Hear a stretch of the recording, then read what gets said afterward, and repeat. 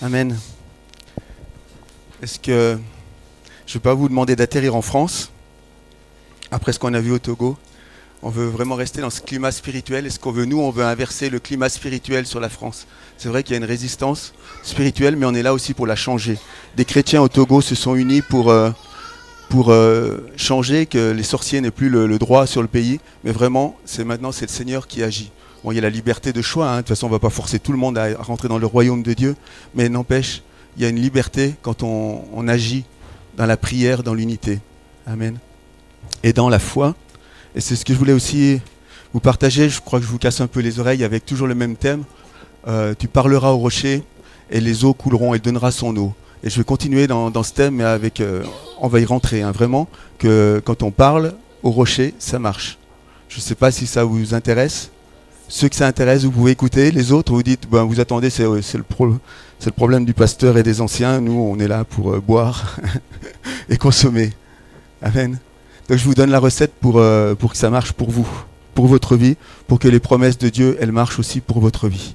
Ça nous intéresse parce que le pasteur et les anciens et n'importe quelle église ne pourra jamais répondre à tous vos problèmes. C'est Dieu qui a pourvu et il a prévu que si au début ça marche, ben après ça ne marchera plus. Voilà. Je l'ai dit aussi pour les nouveaux baptisés, il y a des choses qui marchent au début, on a juste à demander, ça marche, et après il y a quelque chose à faire, et ça vous intéresse aussi. Vous allez voir, le processus, il est le même pour tous, et il est toute la vie, il dure toute la vie. Amen. Ce problème du rocher, c'était dans 1 Corinthiens 10,4, l'apôtre Paul, il nous dit que c'était un rocher spirituel qui suivait le peuple de Dieu, qui est Christ, et il nous dit que ces images sont données pour nous qui sommes arrivés à la fin des temps. C'est des images spirituelles. Il y en a qui ont, dans le peuple, ils n'ont pas obéi, enfin ils ont ruminé, ils ont fait toutes sortes de choses, puis ils sont pas rentrés dans la terre promise. Et puis il y en a un autre qui n'est pas rentré dans la terre promise, c'est Moïse, qui l'a vu de loin et qui n'a pas pu y rentrer malgré tout ce qu'il avait vécu avec Dieu. Ça ne veut pas dire qu'il n'est pas allé au ciel, mais il n'est pas entré dans Canaan parce qu'il y a juste un petit truc qui n'a pas marché. Il s'est mis en colère au mauvais moment. Mais ce n'est pas grave. C'est pour nous montrer que nous, on doit regarder ces choses avec crainte. Et il y a des gens qui vivent une vie chrétienne qui n'entreront jamais dans les promesses de Canaan, qui iront au ciel, et qui ne rentreront jamais dans ce pays de Canaan. Parce qu'ils croient que le Canaan, c'est là-haut seulement. Et donc, ils n'expérimentent pas les promesses de Dieu pour eux, ou juste quelques-unes. Le salut, c'est déjà beaucoup, c'est beau, le salut, mais ce n'est pas suffisant. Il y a plein de promesses, un pays où coule le lait en abondance et le miel en abondance. Et voilà, c'est ce pays où je veux entrer, et nous voulons rentrer, enfin je suppose, et je le désire pour vous aussi. Amen. Je vous avais dit l'autre fois qu'il ne faut pas se contenter de sandwich du dimanche, il faut vraiment manger avec le Seigneur, il faut vraiment manger sa parole, il ne faut pas seulement vous contenter d'un culte le dimanche ou de différents cultes, hein, même sur Internet ou quoi, mais vraiment de vivre, d'avoir quelque chose de particulier avec le Seigneur. Le titre, je vais donner le titre quand même du message, c'est Emmanuel. Vous savez ce que ça veut dire? Dieu avec nous. Alors moi, je l'ai fait en 3 parties qui sont très compactes, hein, je vois. On va y arriver. Dieu parmi nous, c'est-à-dire Christ est venu dans le monde. Christ était au milieu de nous. Hein, et puis Christ, Emmanuel, Dieu avec nous. Donc quand on se convertit, quand on s'engage avec lui. Et puis je vais vous emmener dans la 3e partie, Christ en nous, mais autre chose encore plus particulier. Et là, ça doit marcher normalement. Bien. Je crois que je l'ai déjà dit, mais est-ce qu'on veut vivre les choses juste en spectateur, les choses du royaume, c'est-à-dire justement attendre que ce soit l'équipe des anciens ou du pasteur qui fasse couler le rocher pour nous, ou est-ce que nous, on veut rentrer dans ces choses, hein, c'est important, voilà. Et le rocher qui les suivait, c'était Christ, c'est-à-dire que pendant toute la période du désert, pendant même les endroits plus incongrus, ils ont traversé le désert pendant 40 ans, il y avait toujours ce rocher qui les précédait. Ils arrivaient à un endroit, il y avait de l'eau qui coulait, hein, pendant 38 ans. Jusqu'au moment où ils sont arrivés à l'endroit, on l'avait vu, hein, Kadesh, l'endroit de la sainteté, et là, l'eau, elle a arrêté de couler, elle ne coulait plus. Et c'est à ce moment-là que Dieu a demandé à Moïse, tu parleras au rocher. C'est-à-dire qu'il y a un moment dans la vie chrétienne où ça coule tout seul, où ça marche, Dieu répond tout de suite, puis il y a un moment où il va falloir parler au rocher. Et c'est cet endroit particulier où je voudrais arriver maintenant déjà, c'est comment peut-on parler à Dieu, quand on sait que ce rocher c'est Christ, que c'est Dieu, qu'il est saint, comment peut-on nous commander à Dieu? C'est craignos, hein, c'est dangereux.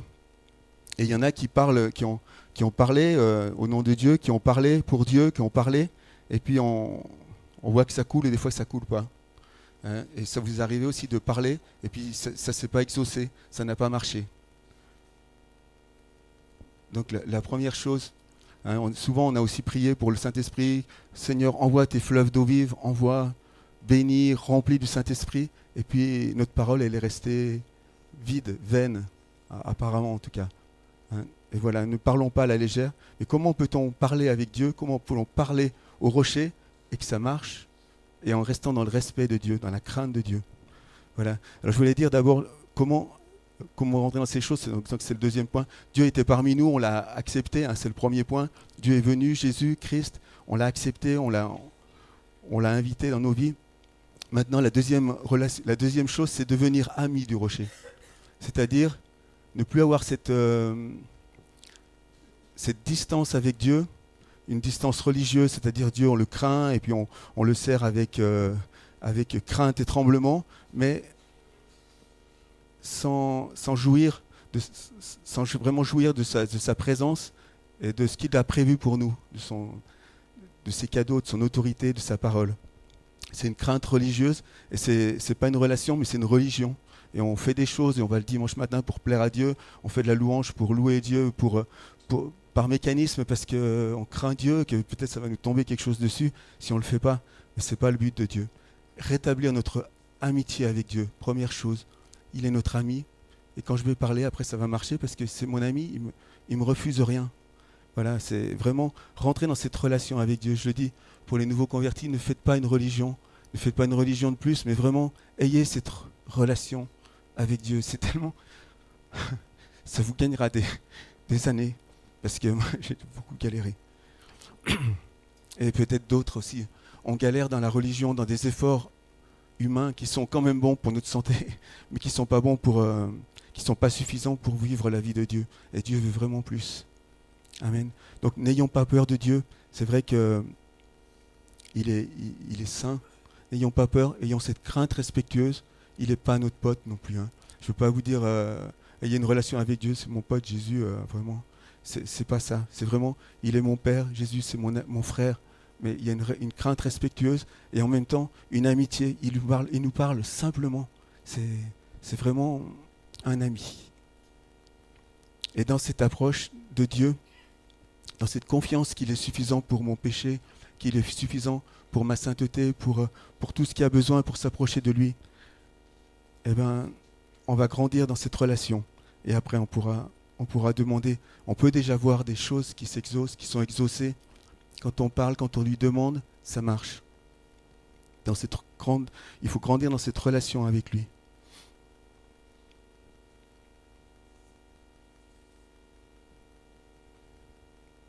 Voilà. Nous ne nous contentons pas d'aller simplement de nous préparer pour le ciel, mais vraiment grandissons dans cette relation avec Dieu, toujours.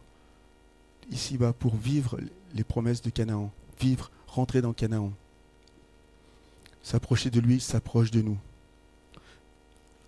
Développons aussi notre attente de lui. Il ne va pas nous donner de l'eau vive si on est à côté d'une caisse de coca, je vais dire, si on a déjà prévu la suite, si on attend vraiment lui, si on attend nos cœurs, si on prend du temps avec lui, et puis qu'on n'a pas quelque chose à côté, que si ça ne marche pas, on a quand même quelque chose, quoi.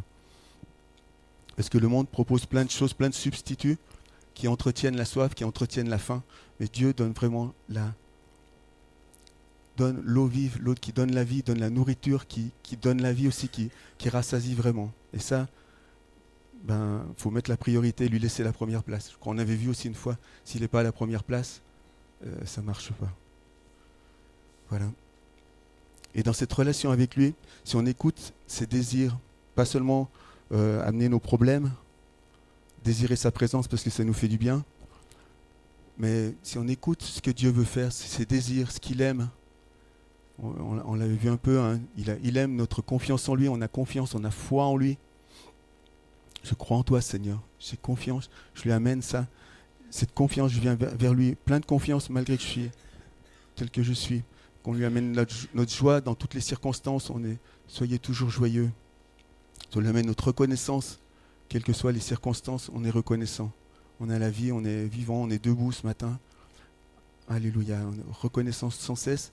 Et puis, notre appui, notre confiance sur sa parole, malgré les mensonges qu'on entend dans ce monde.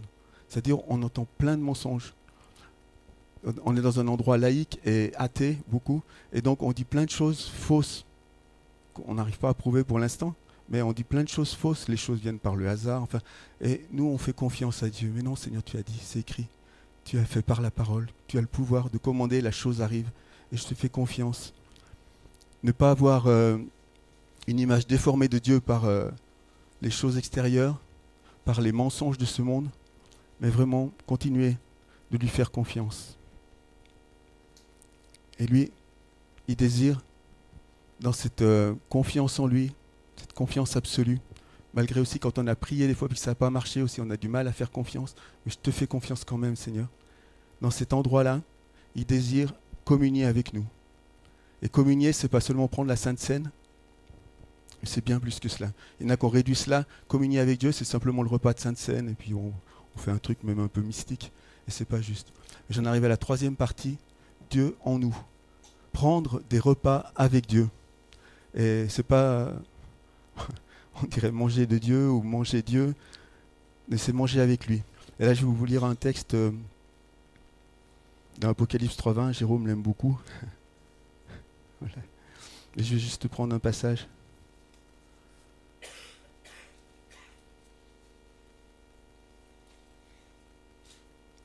C'est dans l'église de Laodicée, qui justement, elle est assez tiède.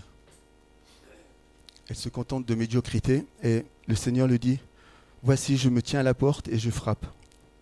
Si quelqu'un entend ma voix et ouvre la porte, j'entrerai chez lui, je souperai avec lui et lui avec moi. » Voilà le désir du Seigneur devant son église tiède, devant son église remplie des choses de ce monde, qui se croit riche et tout ça. Et le Seigneur, il désire communier avec elle. Je souperai avec elle. Je souperai avec lui, enfin l'église, ou alors lui, je souperai avec lui et lui avec moi. Recherchez d'abord à inviter le Seigneur. On dit ouvrir son cœur, c'est quelqu'un qui ouvre son cœur au Seigneur, mais là c'était une église, donc c'était déjà quelqu'un qui avait déjà ouvert son cœur au Seigneur. Mais c'est vraiment, Dieu, il veut revisiter son peuple, ses enfants. Pas seulement l'église, mais chacun de ces individus de l'église. Et je souperai avec lui. Et il y a des choses qui se passent dans cette communion avec lui. Acceptons-le dans notre désordre, dans notre étable. Des fois, on n'ose pas le faire venir dans des endroits quand on est un peu en crise. Mais c'est à ce moment-là qu'il est important de le faire venir. Si on veut qu'il change la chose, que la chose change, il faut l'inviter dans notre bergerie. Et il soupe avec ces morceaux, avec ces quelques restes que nous avons. On n'est pas au top, on n'est pas on n'est pas positif, on est peut-être un peu dans la, je ne vais pas dire la Moïse, mais dans les problèmes. Mais dans ce moment-là, Dieu rentre chez nous et il change les choses, il change la médiocrité, il met la joie, il met la paix, il change, il multiplie la nourriture. S'il n'y avait pas assez, il va multiplier ce qui était insuffisant dans notre cœur. Amen. Voilà, le désir de Dieu, c'est de communier avec nous, d'avoir cette relation avec sa création, avec sa créature. Et donc, nous ne nous contentons pas d'une religion, mais vraiment rentrons dans cette communion avec Dieu, prendre nos repas avec lui. Je pense que s'il y a des repas qui vont être pris dans cette fête de Noël, au nom de Dieu, il y en aura beaucoup pour fêter Dieu qui est venu parmi nous. Mais combien ces repas seront pris avec Dieu, quoi. Justement, on a honte des fois de manger trop et puis d'inviter Dieu, mais invitons-le dans tous nos quotidiens, quand on est dans l'abondance, pour les différents goûts qui sont donnés.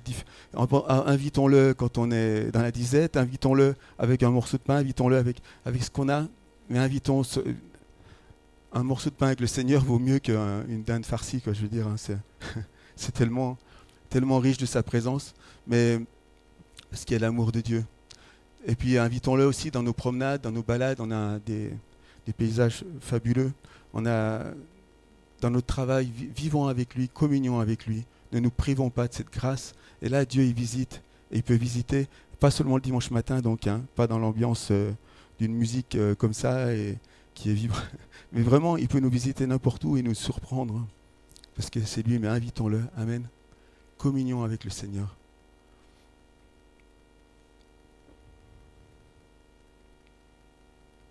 Faisons attention aussi de ne pas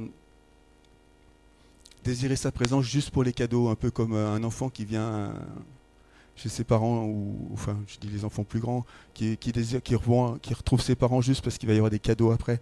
Ne cherchons pas, ne soyons pas trop intéressés, mais recherchons vraiment sa présence pour sa présence, parce que c'est lui, il n'y a pas d'autre. Voilà.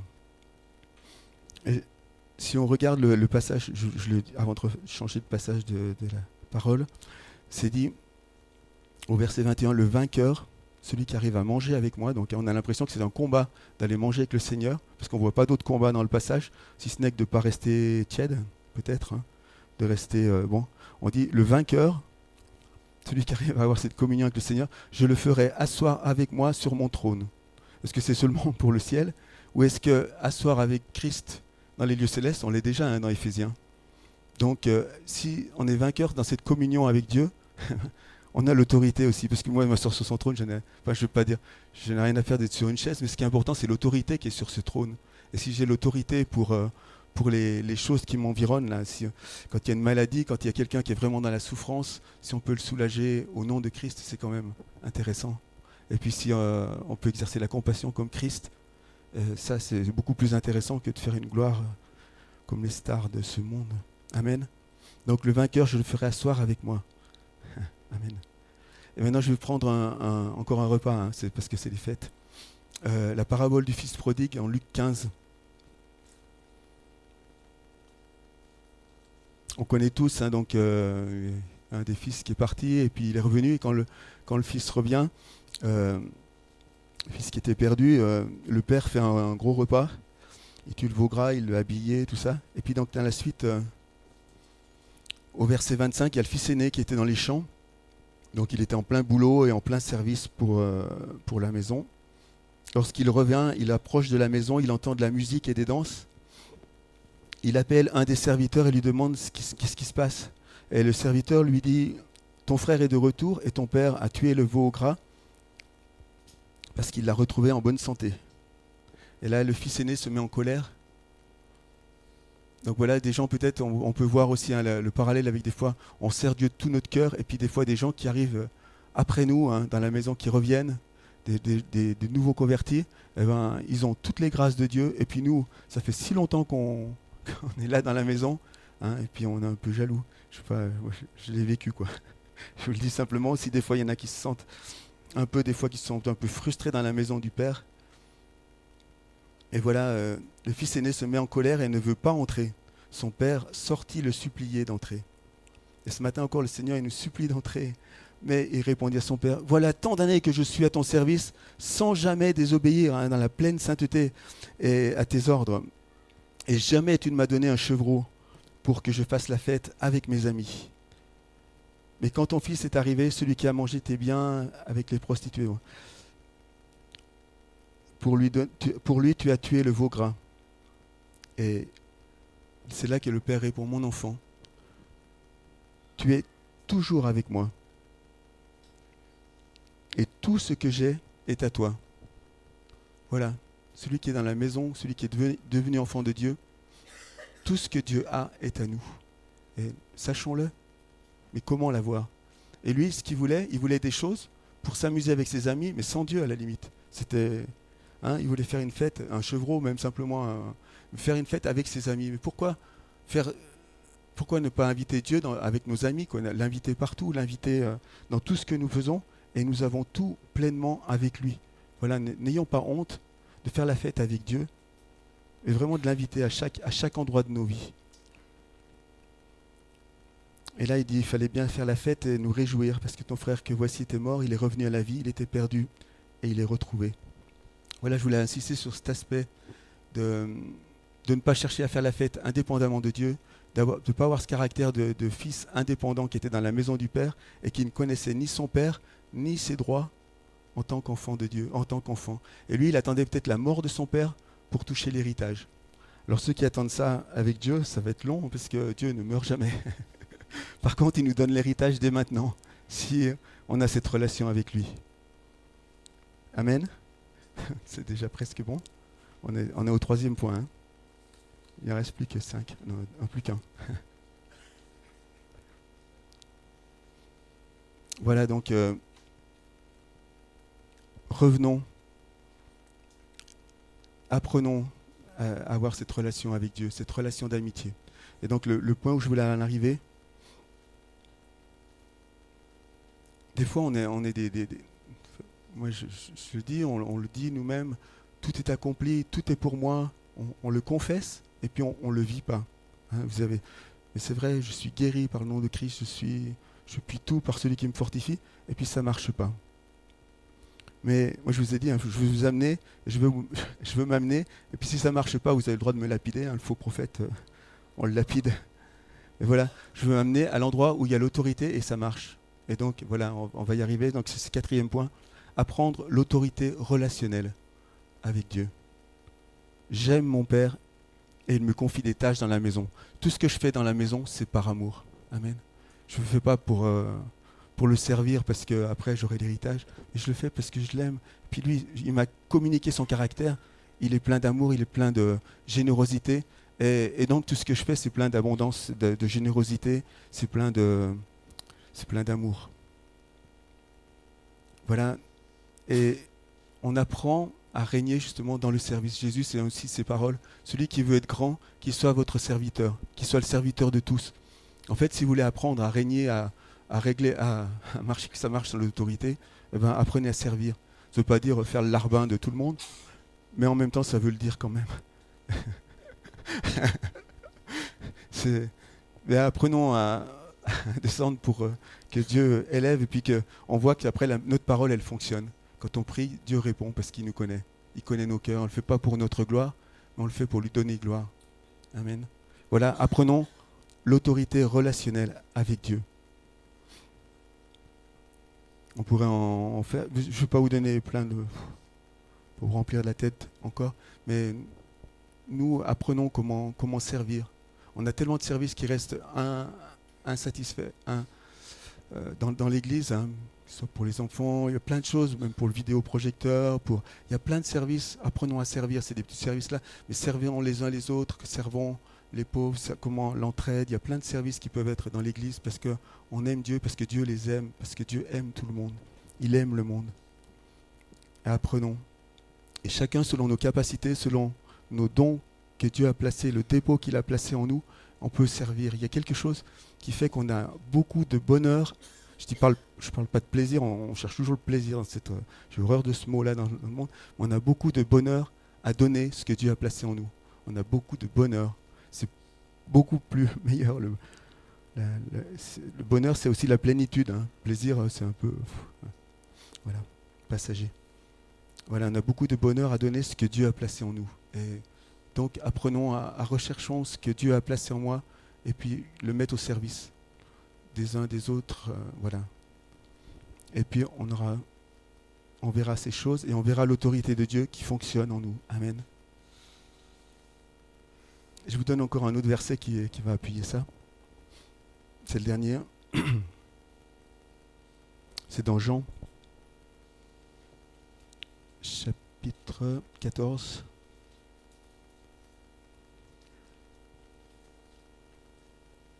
Je ne vous dis pas le passage qui est avant, mais je lis juste la fin, comme ça vous intéresse.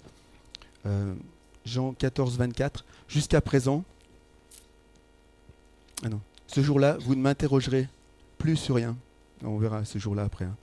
Ce jour-là, vous ne m'interrogerez plus sur rien, au verset 23. En vérité, je vous le dis, tout ce que vous demanderez au Père, en mon nom, il vous le donnera. Jusqu'à présent, vous n'avez rien demandé en mon nom. Les apôtres, ils ont juste prié pour les malades, ils ont juste chassé les démons, mais ils n'ont rien demandé hein, au nom de Jésus. Jusqu'à maintenant, c'était rien du tout. Hein. Jusqu'à présent, vous n'avez rien demandé en mon nom par rapport à ce que Dieu a en réserve. Hein. Demandez et vous recevrez, afin que votre joie soit complète. Voilà. le bonheur parfait avec Dieu. Je vous ai parlé en parabole, mais je ne vous parlerai plus en parabole, je vous parlerai vraiment en direct, par le Saint-Esprit, amen. Mais juste avant, il dit, vous allez éprouver les douleurs de l'enfantement, vous allez passer par la mort, hein, juste avant, il leur dit. Vous allez passer par la mort comme une femme qui va accoucher, vous allez passer par une nouvelle naissance. Après la croix de Jésus, pendant la crucifixion, ils verront Jésus rejeté, perdant, alors qu'il a toujours été gagnant.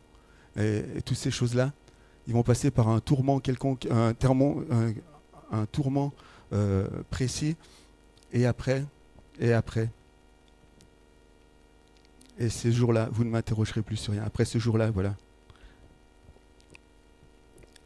Ce jour après, quoi, quand on a traversé l'épreuve, quand on a traversé la mort, quand on a traversé la croix, après ça marche. Amen. Donc n'ayons pas peur des choses qui nous attendent. Voilà. Jean 14, je crois que c'est 24. Ah, excusez-moi alors, j'ai mal lu dans la page. Oh, oui, pardon, c'est 16. 16, ouais. 16, 24, excusez-moi.